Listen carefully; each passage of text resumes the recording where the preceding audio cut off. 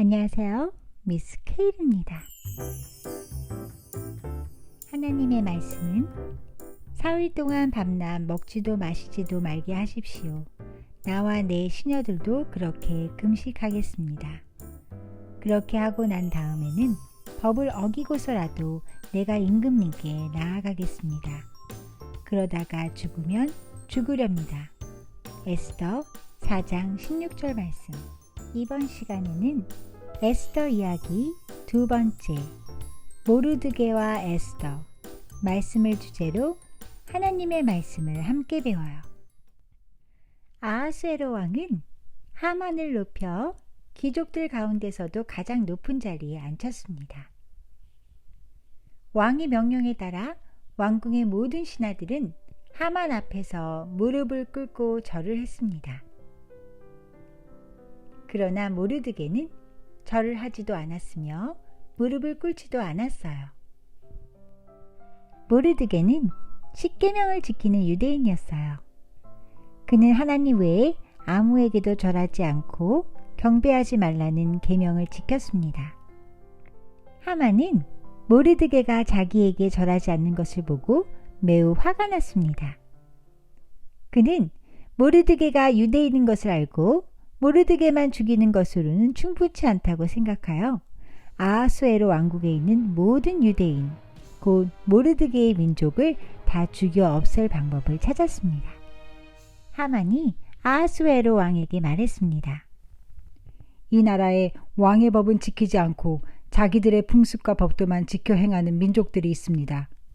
이러한 자들을 왕의 나라에서 그대로 살게 내버려 두는 것은 옳지 않다고 봅니다. 왕께서 좋으시다면 그 백성을 완전히 없애라는 명령을 내게 내려주십시오. 그러면 저는 왕의 재정을 맡은 관리에게 은 10,000달란트를 주겠습니다. 왕은 하만의 말에 동의하고 그에게 돈과 신하들을 주어 그가 말한 악한 계획을 하도록 허락했어요. 이제 모든 유대 사람이 죽임을 당한다는 왕의 조소가 선포됐어요. 모르드게는 하만의 계획을 듣고 몹시 슬퍼했습니다. 그래서 그는 애도하는 의미로 뱃옷을 입었습니다. 모르드게는 왕궁 문 밖에 앉아서 다른 유대인들에게 하만의 사악한 음모를 말했어요. 에스더는 모르드게에게 일어난 일을 듣고 하닥을 보내 모르드게에게 굵은 베옷 대신 입을 옷을 보냈어요. 그러나 모르드게는 그 옷을 입지 않았습니다. 에스더는 하닥을 다시 보내어 모르드게의 괴로움이 무엇인지 알아내고자 했습니다. 모르드게는 하닥에게 왕의 조소를 주고 하만이 유대인들을 죽이려고 하고 있다고 전했어요. 그는 에스더에게 왕에게 가서 자비를 구하고 그녀의 백성인 유대인들을 구해달라고 간청하라고 말했습니다. 에스더는 모르드게에게 답장을 보냈습니다. 수산성에 있는 모든 유대인들을 모아 나를 위하여 금식하고 기도해 주십시오. 3일 동안 먹지도 마시지도 말며 나도 기도하고 금식할 것입니다. 그런 뒤에 법을 어기고서라도 왕에게 나아가겠습니다. 그러다가 죽게 되면 죽겠습니다.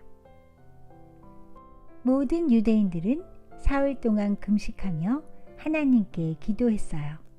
금식한 지 3일째 되던 날 에스더는 마음의 준비를 하고 용감하게 왕좌에 들어갔습니다. 왕은 그녀를 보고 어여삐 여겨 손에 들고 있던 금호를 내밀었습니다. 그러자 에스더가 가까이 다가가 금홀 끝에 손을 대었어요. 왕이 물었어요. 에스더 왕후여, 내게 무슨 부탁이라도 있어? 에스더가 대답했어요. 제가 오늘 왕을 위해 잔치를 준비했으니 좋으시면 하만과 함께 와 주십시오. 왕은 그 요청을 기뻐했고 하만도 그랬습니다. 그날 하만은 즐거운 마음으로 왕궁 문을 나오던 중 모르드게를 만났습니다. 모르드게는 여전히 일어나지도 않고 자기를 두려워하지도 않았습니다. 이를 본 하만은 너무도 화가 났습니다. 하만이 집에 돌아와서 자기 아내에게 자랑하며 말했어요. 황후께서 친히 나를 왕과 함께 잔치에 초청하셨도다. 하만의 아내는 기뻐했어요. 그러나 여전히 하만은 모르드게가 미웠어요. 그래서 하만은 장대를 세우고 내일 아침 왕에게 모르드게를 거기에 매달아 달라고 부탁할 계획을 세웠습니다. 모르드게는 정말 하만에게 처형을 받을까요?